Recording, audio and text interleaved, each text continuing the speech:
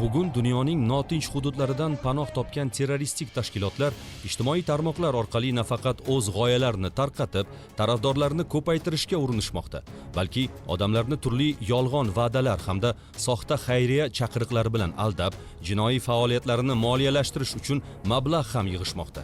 Afsuski, bunday aldovlar ta'sirida terrorchilarning tegirmoniga suv quyayotganlar orasida O'zbekiston fuqarolari ham bor. 1995-yilda Qashqadaryo viloyatida tug'ilgan shaxs 2017-yilda kirish imtihonlarini muvaffaqiyatli topshirib, Janubiy Koreya Respublikasi universiteti talabasi bo'ladi. Biroq xorijda tahsil olish davomida u ijtimoiy tarmoqlar orqali jihod, hijrat va shahidlikni targ'ib qiluvchi shaxslarning audio-video ma'ruzalari bilan tanishib boradi. Natijada Suriyadagi qurolli to'qnashuvlar aks etgan kontentlar ta'sirida uning ongi aqidaparastlik g'oyalari bilan zaharlanadi. Shu tariqa u Instagram va Telegram tarmoqlari orqali Suriya hududida faoliyat yuritgan Tavhid va jihod katibasi hamda G'uroba katibasi kabi terroristik tashkilotlarga aloqador kimsalar bilan muloqotga kirishib, ularga taalluqli materiallarni tarqata boshlaydi. 2020-yil Instagram profilimni ochganman. O'zimcha ibratli deb bilgan videolarni ham qo'yishni boshlaganman. Va mana shu o'zboshimchaligim natijasida diniy mazmundagi videolar orasiga taqiqlangan videolar ham joylashtirganman.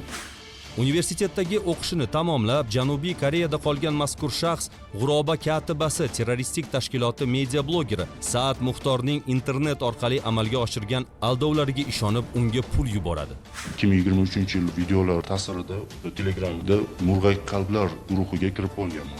Imkoni borlar mana shu hisob raqamga qo'ldan kelgancha pul o'tkazing degan mazmundagi video bor edi. O'zboshimchalik bilan ish haqimni shu yuborib olganman.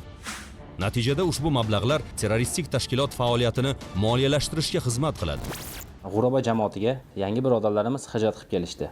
Va albatta ular ribot maydonlariga, jang maydonlariga chiqishadi. Va albatta ribot maydonlari qurolsiz, qurol yaloqsiz bo'lmaydi.